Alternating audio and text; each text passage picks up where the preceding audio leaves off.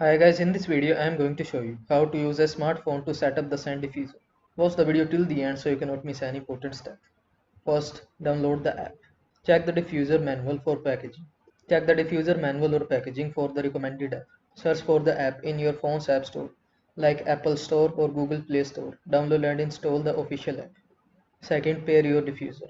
Turn on your diffuser and ensure it is within Bluetooth range of your phone. Open the app on your phone. Follow the app's instructions to pair your diffuser. This typically involves enabling Bluetooth on your phone and searching for nearby devices. Third, configure settings. Customize your scent settings. Adjust the intensity, duration, and schedule of fragrance release. Choose your preferred scent. Some diffuser allow you to select from a variety of preloaded scents, or even upload custom ones. Set timer or schedule. Determine when the diffuser should start and stop emitting fragrance. Fourth, add essential oils if applicable. Check your diffuser manual for compatibility with essential oils. Fill the diffuser receiver with the desired amount of essential oil.